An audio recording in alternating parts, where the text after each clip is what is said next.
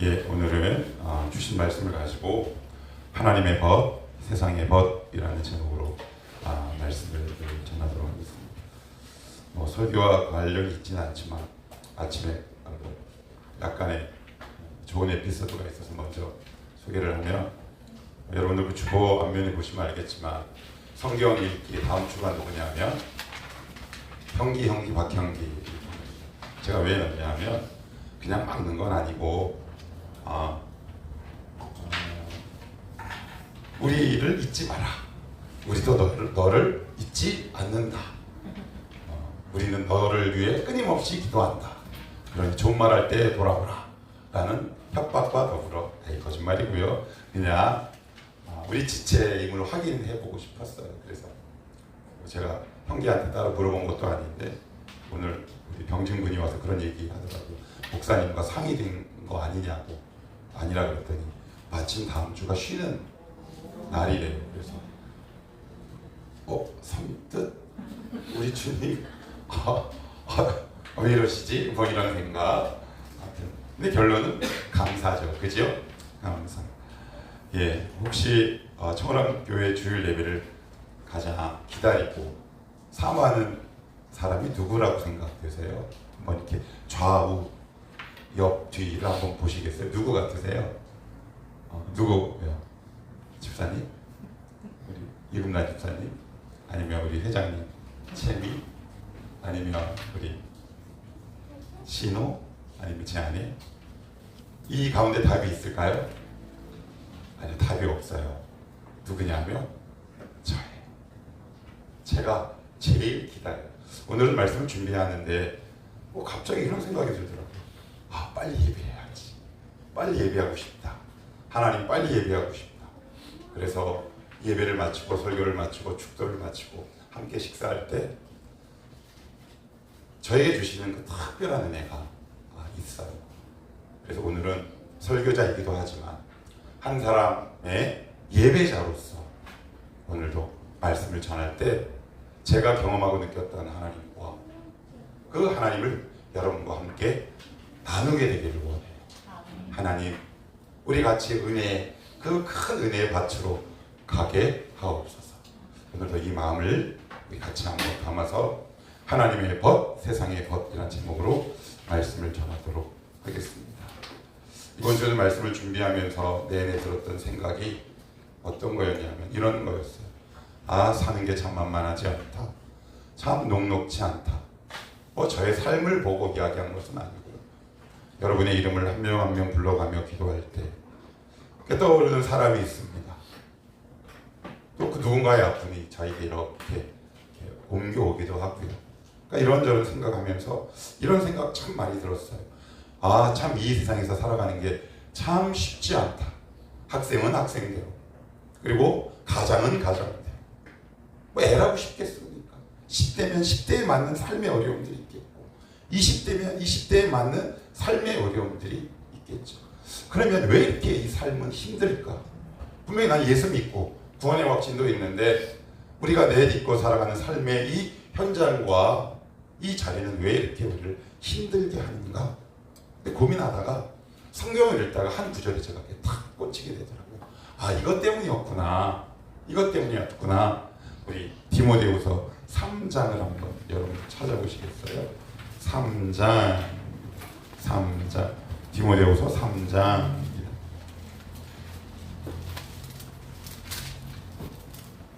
디모데후서 3장입니다. 3장 1절, 2절, 3절, 4절까지 우리 같이 한번 읽어볼까요? 자, 시작. 너는 이것을 알라. 말세에 고통하는 때가 이르러 사람들이 자기를 사랑하며 돈을 사랑하며 자랑하며 교만하며 비방하며 부모를 거역하며 감사하지 아니하며 거룩하지 아니하며 무정하며 원통함을 풀지 아니하며 모함하며 절제하지 못하며 사나우며 선한 것을 좋아하지 아니하며 배신하며 조급하며 자만하며 쾌락을 사랑하기를 하나님 사랑하는 것보다 더하며. 1절에 이런 단어가 있어요. 너는 이것을 알라. 언제요? 말세. 이 말은 조금 더 쉽게 풀면 세월이 흐르면 흐를수록 주님이 올 때가 가까이 올수록 이란 뜻입니다. 그러니까 앞으로 우리가 살아가는 삶의 현장은 쉬워진다, 어려워진다? 더 어려워집니다. 그런데 이 세상을 구성하고 있는 그 구성원들이 누구냐면 잘못된 자기애로 가득 찬 사람들이랍니다.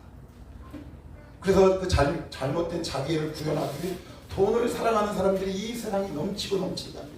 여러분들은 그 현장 속으로 들어가시는 겁니다. 아니면 오늘도 이 구성원 가운데 성경에서 증언하는 사람이 바로 나일지 모릅니다. 그릇된 자기애, 그 그릇된 자기애를 실현하기 위해 돈이라는 도구와 무기를 나는 딱 삼게 되는 거죠. 얼마나 많이 있는지 모릅니다. 자기 그릇된 자기애가 얼마나 많이 있는지 모릅니다. 그러니까 이런 현장과 세상 속으로 여러분들이 들어갔는데 상처 안 받을 수 있겠습니까? 낙심 안 할 수 있겠습니까? 좌절 안 할 수 있겠습니까? 소망을 잃어버리지 않을 수 있겠습니까? 얼마나 힘들겠습니까? 그런데 성경은 이미 2000년 전에 예언했다. 얘들아 잘 들어. 내가 가까이 올수록 세상은 더 힘들 거야. 왜 힘든 줄 아니? 그 첫째가 그릇된 자기애, 자기를 사랑한다. 두 번째 무엇을 사랑한답니까? 돈을 사랑하며. 사실 이 두 문장으로 끝난 겁니다. 거기서 파생된 여러 가지 항목들이 있는 거예요. 그러니까 우리의 삶의 문제, 이 세상의 문제, 우리가 왜 이렇게 자꾸 힘드냐? 이 세상 구성원들이 요 두 가지에 딱 매여 있다는 겁니다. 그러니 우리의 삶이 힘들어요. 회사 가보십시오. 내가 부리는 사람, 내가 섬기는 사장, 그들은 다 그릇된 자기 과시가 있는 거죠. 그들과 함께 일하려니 상처를 안 받을래요? 안 받을 수 없어요. 그래서 우리는 날마다 힘들지. 어제 이 말씀을 이렇게 보고 묵상하며 이런 생각이 들었어요. 누가 이렇게 떠오르기도 하고요. 우리 청ram 공동체들이 이렇게 한 명 한 명 떠오르더라고요. 아, 힘들었겠다. 내일 말씀을 전하면서 하나님의 위로와 은혜와 평강이 임했으면 좋겠다. 오늘도 이 하나님의 말씀 가운데 여러분들이 잃어버렸던 소망과 희망을 되찾게 되기를 살아계신 예수 그리스도의 이름으로 축복합니다. 하나님의 말씀을 통해 다시 한번 나의 삶의 자리와 규모를 점검하게 도와주시고 내가 지금 어디로부터 이끌려 왔는지, 내가 돌아가야 할 삶의 자리는 과연 어디 있는지, 나의 삶은 왜 이렇게 고통스러운가, 이것 말고도 오늘 성경이 나를 통해 직시하게 하시고 보게 하시는 내 삶의 자리는 과연 어떤 것인가. 같이 한번, 저도 같이 갈게요. 같이 말씀 안으로 풍덩 빠져보자고요. 비록 부족하고 실력 없지만 그럼에도 불구하고 같이 한번 들어가 보도록 합시다. 야고보서는 우리가 보통 이렇게 알고 있어요. 행함에 관한 서신이다. 그런데 성경을 읽으면 읽을수록, 야고보서를 보면 볼수록 사실 야고보서는 행함에 관한 서신이라기보다는 참된 믿음이 무엇인가에 관한 서신서입니다. 그러니까 참된 믿음이 있으면 첫 번째 어떤 변화가 일어나느냐. 우리 아침 기도회 때 배웠습니다. 어떤 변화가 일어난답니까? 혀랍니다. 혀가 변한답니다. 그런데 내가 믿음이 있다 하고 혀가 변하지 않는 건 구원 못 받았다라는 그런 무시무시한 이야기를 하는 것이 아니라 아직 하나님의 은혜의 깊이가 내 영혼을 잠그지 못했다라는 뜻이겠죠. 그래서 그 사람의 건강의 척도, 그리고 흔히 말하는 영성, 신앙의 투명성, 건강성은 첫째 어디로부터 나온 거다? 말. 근데 말은 어디로부터 연결되어 있습니까? 마음이죠. 예, 말과 마음은 늘 팽팽한 긴장 가운데 있습니다. 좋은 마음에서 나쁜 말이 나올 리 없습니다. 평안한 마음에서 부정의 말이 나오기가 어렵지요. 그리고 나서는 두 번째 뭘 이야기하냐면 이 세상과 너희가 어떤 관계를 맺고 있느냐. 첫째는 하나님, 둘째는 내 주변을 둘러싼 수평적인 관계에서 어떤 삶의 변화가 일어나고 있는지를 한번 봐야 되지 않겠냐라고 온 야고보는 우리를 여기까지 이끌고 있어요. 그런데 우리가 잘 알고 있다시피 야고보는 흩어진 유대인, 흔히 말하는 디아스포라, 그들에게 쓴 편지입니다. 더 구체적으로는 유대인 출신으로 믿는 크리스찬을 상대로 쓴 겁니다. 쉽게 얘기하면 믿는 성도를 대상으로. 그럼 오늘 4장 1절에서 10절까지는 왜 야고보가 왜 이렇게 화가 나 있는지, 혹시 이 모습에서 나의 모습이 발견되고 있지는 않은지 다시 한번 1절로 들어가 봅시다. 우리 1절 여러분들이 한번 읽어보시겠습니까? 자, 시작. 너희 중에 싸움이 어디로부터 한 명이 어디로부터 나느냐. 너희 지체 중에서 싸우는 정욕으로부터 뭐라고 얘기하냐면 야고보 기자는 첫 번째 혀에 관한 이야기를 딱 하고 나서는 너희들 왜 이렇게 싸우냐? 왜 이렇게 싸우냐? 이렇게 얘기합니다. 다툼이 일어납니다. 저도 신대원 때요 팽팽한 다툼이 있었습니다. 여러분들도 아마 친하지 않은 교회 바깥의 사람들과 만날 때 이런 긴장감이 있을지 모릅니다. 그 긴장감의 핵심은 뭐냐면 그 다툼의 핵심은 뭐냐면 누가 위에 있느냐입니다. 누가 위에 있느냐. 여러분들 누군가 대화할 때 자존심 상하면 왜 자존심이 상하나요? 내가 그 사람 밑에 있다고 판단되기 때문에 그래요. 근데 이런 사실과 현실들이 초대교회 공동체 안에 비단 그때뿐이겠습니까? 지금도 그럽니다. 제가 예전에 몇 번 예를 드렸습니다. 신학교 안에 어떤 팽팽한 긴장감이 있냐면 거룩을 빙자한 아주 못된 다툼이 있습니다. 그건 뭐냐면 네 믿음보다 내 믿음이 더 좋다라는 겁니다. 한 번은 저희 68 동기들끼리 모였습니다. 그 자리는 어떤 자리였냐면 네가 앞으로 어떤 비전을 갖고 비전이라니까 웃음이야 성훈아. 어떻게 목회를 할 건지. 그래서 온갖 자료를 다 짜깁기 하고 제 발표가 되었습니다. 그랬더니 제 동기들이 저를 보면서 와, 넌 앞으로 크게 되겠다. 근데 그 칭찬을 듣는 그 순간 저는 어떤 감정을 느꼈냐면 나는 너보다 위야. 두 번째, 나는 너와 달라. 나는 스페셜 원이고 너희는 노멀 원이야.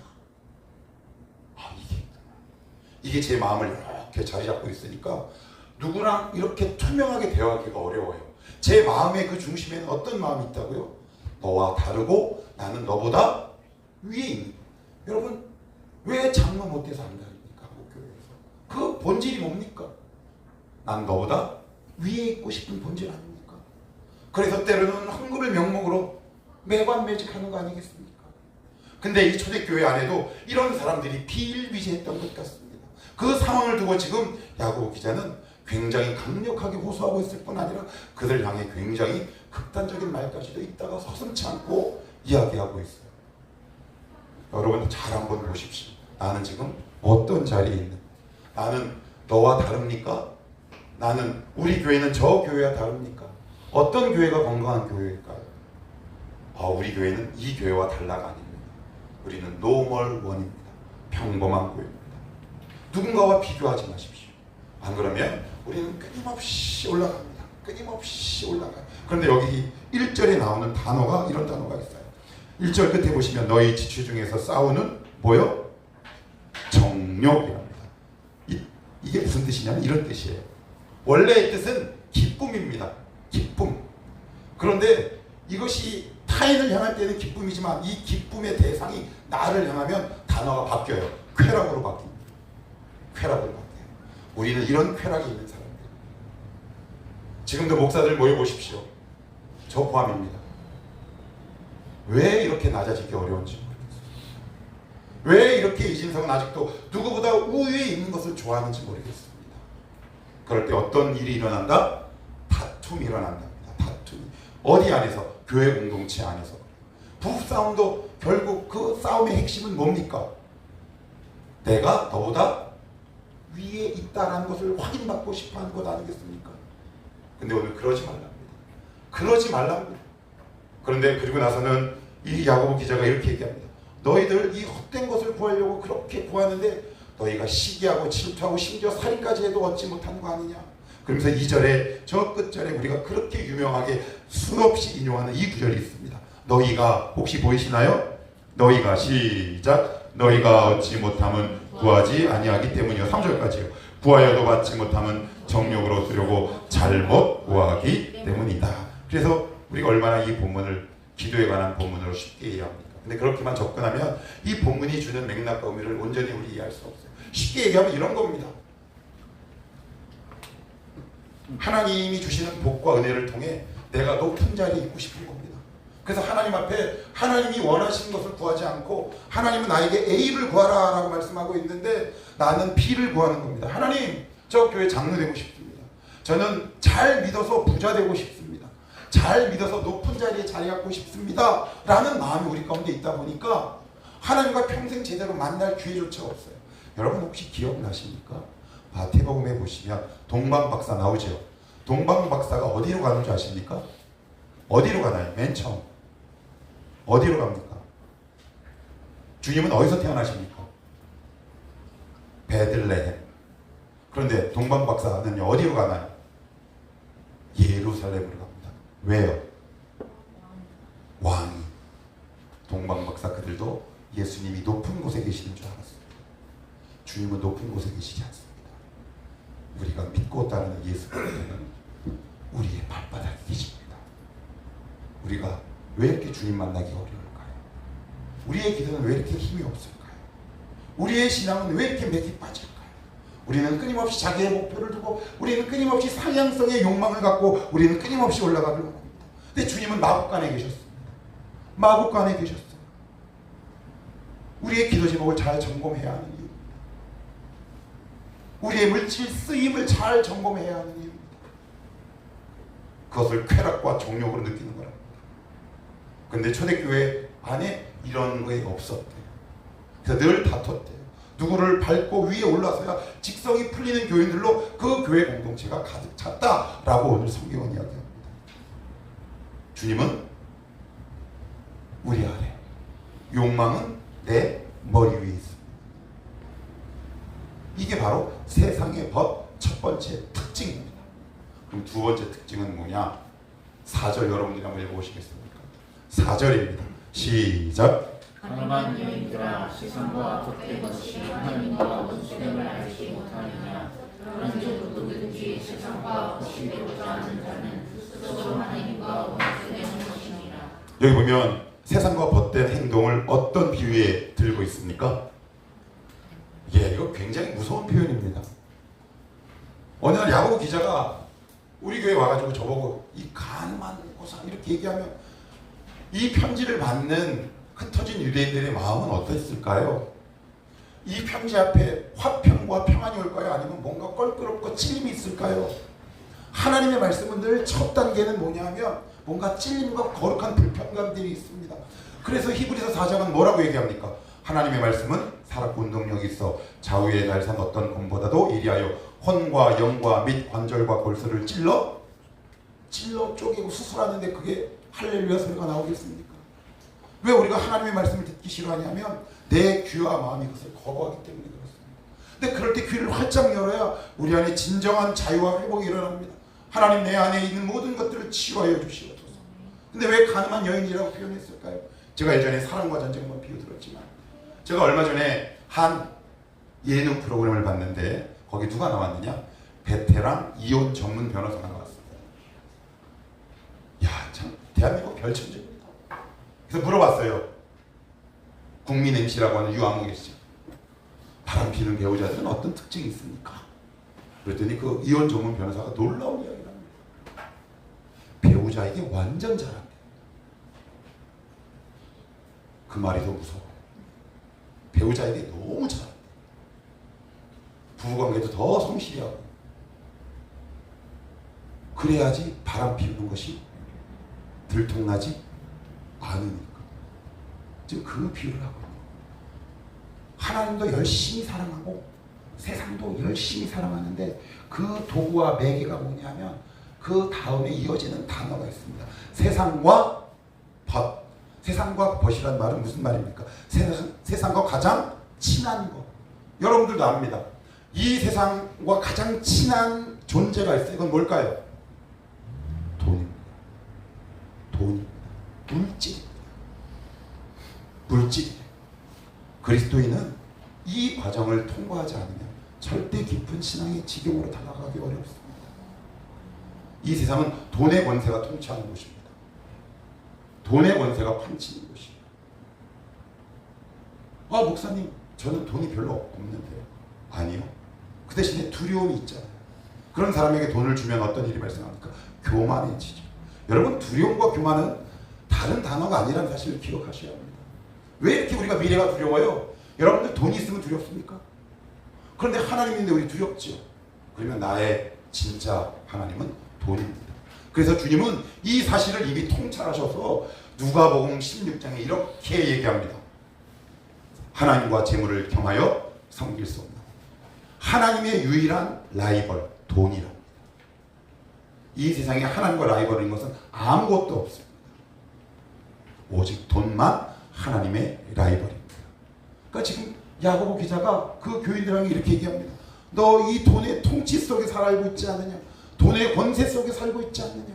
여기와 관련해서 제가 최근에 어떤 목사님의 설교를 듣다가 무릎을 탁 친 장면이 있습니다. 이분도 우리와 같이 굉장히 어려운 환경 가운데에서 교회 개척을 했어요.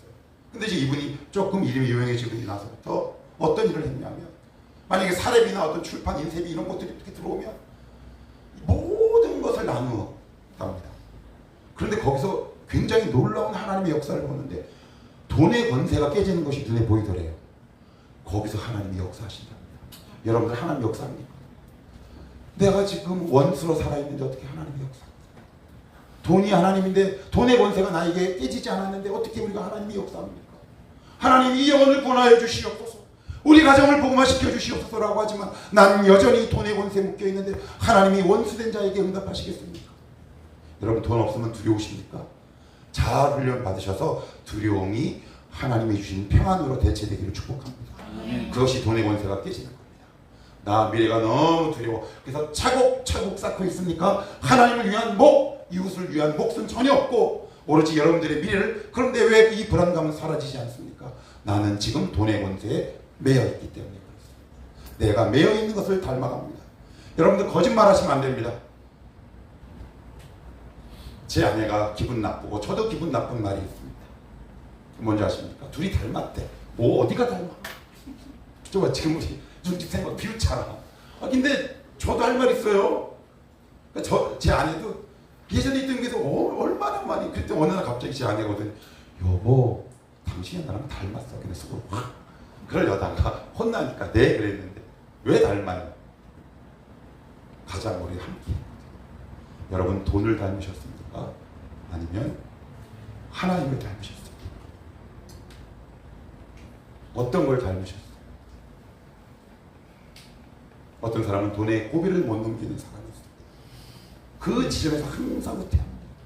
그런데 꼭 기억하셔야 합니다. 세상의 원수요 가늠한 여인들이라고 표현합니다. 참 무서운 표현입니다.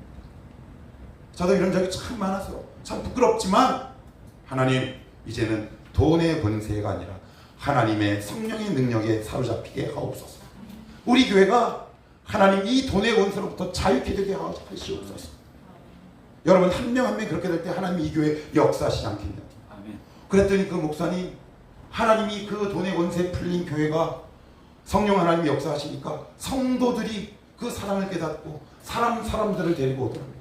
아, 돈의 권세가 깨진 현장에서 일어나는 성령 하나님의 역사. 여러분 혹시 성령 하나님의 역사가 일어납니까? 혹시 그 일어나지 않는 가장 주된 원인이 혹시 돈의 권세에 매여 있는 건 아닙니까? 혹시 여러분들이 가늠한 여인 아닙니까? 그래서 제가 아침 기도할 때 이렇게 말씀드렸습니다. 하나님, 자 따라합시다. 하나님을 사랑하지 말고 하나님도 사랑하지 말고 하나님만 사랑하십시오. 왜 하나님도 사랑합니까? 왜 하나님을 사랑합니까? 하나님만 사랑합니다. 사랑에는 배타적 속성이 있기 때문에 그렇습니다. 나 우리 아내 사랑해 라고 하면서 외간 여인도 사랑할 수 없습니다. 그것은 기만이요 음란이요 죄입니다. 지금 여러분은 어떤 권세에 매여 있습니까? 거기에 과연 기도 응답이 있습니까? 최근에 기도 응답 받아보신 분 한번 발가락 들어보시겠습니까? 나는 지금 어떤 권세에 매여 있습니까? 여러분 누구랑 친하십니까? 세상과 친하십니까? 하나님과 친하십니까? 그리고 나서는 야고보가 조금 심했는지 그 다음 우리에게 방법을 알려주십니다. 이게 참 저는 되게 행복하고 좋았어요. 8절부터 한번 봅시다. 자, 6절 여러분들은 5절 한번 읽어보시겠어요? 시작. 너희는 하나님이 우리 속에 거하게 하신 성령이 시하게까지 사모한다 하신 말씀을 헛된 줄로 생각하느냐. 이게 무슨 얘기예요? 질투하신답니다. 하나님 당연히 질투하죠. 여러분 질투 안 하면 쿨한 사랑입니까? 하나님을 여러분 향해 질투하신다. 나만 사랑해. 나도 너만 사랑할 거야. 그리스도의 사랑은 무서운 사랑입니다. 하나님의 사랑을 만만하게 보시면 안 됩니다. 오죽하면 이스라엘을 아기들을 죽여서까지 깨닫게 하시고 바벨론으로 포로로 보내시는 하나님이십니다. 우리 하나님의 사랑은 징글징글합니다. 무섭습니다. 얼마나 무섭고 집요하냐면 자기 아들을 죽이십니다. 그런 하나님이 여러분들 향한 그 사랑을 포기하시겠냐? 그래서 오늘도 우리가 돈을 사랑하고 세상을 사랑할 때 우리 안에 있는 성령 하나님이 질투하신답니다. 이 몹쓸 것, 이 사랑할 것. 그리고 나서는 야고보는 이렇게 얘기합니다. 6절 같이 봅니다. 시작. 그러나 더욱 큰 은혜를 주시나니 그러므로 일렀으되 하나님이 교만한 자를 물리치시고 겸손한 자에게 은혜를 주신다 하였느니라. 얘들아 그렇게 살지 마라. 그 인생이 교만한 인생이죠. 왜요? 하나님의 또 다른 하나님이 생겼으니까 교만한 거 아닙니까? 그러면서 우리에게 해결책을 제시합니다. 7절 보시면 막 너희는 하나님께 복종하고 마귀를 대적하라. 8절 읽습니다. 시작. 하나님을 가까이 하라. 그리하면 너희를 가까이 하시리라. 죄인들아 손을 깨끗이 하라. 두 마음을 품은 자들아 마음을 성결하게 하라. 오늘 우리 희숙 기도 제목 가운데 제가 되게 은혜가 됐던 건 어제 성경 공부 시간에 제가 잠깐 설교 일부분을 스포를 했는데 그걸 오늘 기도 이 문 위에 써왔더라고요. 뭐 제가 가르쳐서 써와서 그게 좋은 건 아니고요. 그게 우리 희수 마음 가운데 되게 울림이 있었나? 그 차원에서 되게 고마웠어요. 이게 갑자기 제가 이야기를 왜 하냐면 제가 지난주 설교 말미에 그 말씀 드렸습니다. 비행기 혹시 기억나시나요? 이런 교회 이런 성도. 근데 오늘은 배 이야기를 하려고 합니다. 2016년 17년 정확히 연도는 기억나지 않는데 울산에 장례가 났습니다. 제 교우입니다. 여성도들을 모시고 이제 승합차를 치고 쫙 갔습니다. 참 멉디다. 멀고 멉디다. 그런데 울산에 딱 들어갔는데 우리 교우들과 저의 시선을 압도하는 것이 있었습니다. 그것은 컨테이너를 실은 대형 화물선입니다. 저는 대형 화물선을 TV로만 봤습니다. 근데 직접 보니까 딱 한마디 나오더라고요. 와, 압도당했습니다. 이렇게 큰 거였나? 이렇게 큰 거였나? 그리고 나서는 한강 유람선을 보니까 크게 느껴질까요? 안 느껴질까요? 느껴지지 않더라고요. 하나님을 가까이 해야 하나님이 크게 보입니다. 하나님을 가까이 해야 돈이 크게 보이지 않습니다. 하나님을 가까이 하셔야 문제가 커 보이지 않습니다. 우리의 믿음은 배율이 있습니다. 조종하셔야 합니다. 왜 이렇게 나의 삶 속에 하나님이 작게 보였을까? 그건 문제가 아니라 나와 하나님 사이의 거리가 멀었던 겁니다. 근데 하나님을 가까이 가서 딱 보니까 하나님이 이렇게 크고 놀랍고 위대한 분이다 라는 사실을 나중에 알게 되니까 다른 문제가 작게 보이더라고요. 여러분 신앙이 뭔가요? 믿음이 뭔가요? 하나님과 나 사이의 거리를 날마다 좁혀가는 작업 아니겠습니까? 그래서 하나님이 유일한 나의 왕이다 라는 것은 가장 큰 분이다 라는 고백 아닙니까? 오늘 하나님 오늘도 우리에게 이렇게 알려주십니다. 얘들아 그렇게 살지 말고 나는 내가 너에게 있어서 가장 큰 존재로 각인되기를 원해. 그것은 네가 나를 가까이 할 때가. 왜 우리는 그 문제 때문에 넘어집니까? 문제가 아니라고 제가 여러 차례 말씀드렸습니다. 문제가 아니라 하나님 없음의 문제. 필립 얀시가 고백했던 것처럼 내 안에 하나님이 없음의 문제가 내 신앙의 본령이고 본질이었구나 라는 이 고백이 우리도 오늘 이 자리에서 나와야 하는 거죠. 최근에 어떤 문제가 있습니까? 하나님, 그래서 제가 아침에도 이렇게 기도합니다. 하나님, 누구누구를 제가 입술에 올리면서 하나님, 이 문제보다 하나님이 더 크게 보이게 하옵소서. 우리 기도의 핵심이 뭔가요? 하나님이 크게 보이는 것이 기도의 핵심 아닌가요? 왜 기도했는데도 두려워요? 하나님이 어떻게 보였기에? 작게 보여요. 하나님이 크게 보이면 다른 것들은 작게 보입니다. 이 고백이 저 여러분 가운데 일어나길 원합니다. 그래서 이어서 야고보 기자는 이제 마무리를 이렇게 짓고 있습니다. 자, 9절입니다. 시작. 슬퍼하며 애통하며 울지어다. 너희 웃음을 애통으로 너희 즐거움을 근심으로 바꿀지어다. 이게 무슨 말이냐? 하나님을 가까이서 봤더니 내 안에 있는 흠들이 보이기 시작. 이사야서 6장에 보면 그 이사야가 여호와 하나님을 뵙고 뭐라고 얘기합니다. 화로다 화로다 내가 만군의 여호와를 배웠음이로다. 내가 이제 죽게 되었으리로다. 하나님을 점점 가까이 하면 어떤 일이 생기느냐? 하나님의 큼과 하나님의 거룩이 내 안에 들어오게 되죠. 그래서 내 안에 어떤 일들이 발생하느냐? 구체적인 예를 들면 제가 최근에 말씀을 보고 통독을 하면서 느끼는 것들이 있습니다. 왜 성경 속에 있는 신앙과 나의 신앙은 이렇게 다른가? 왜 성경 속에 있는 교회와 한국 교회의 모습은 이토록 다른가? 그 사이에서 이 영혼 가운데서 터져나온 건 회개였어요. 하나님 죄송합니다. 성경대로 믿지 못해서 죄송합니다. 하나님을 하나님대로 섬기지 못해서 죄송합니다. 하나님을 가까이 하니까 회개가 자연스럽게 나오더라고요. 그런 자를 하나님이 10절은 이렇게 우리를 경험하신다. 같이 읽어봅니다. 시작. 주 앞에서 낮추라. 그리하면 주께서 너희를 높이시리라. 예, 하나님이 높이셔야 합니다.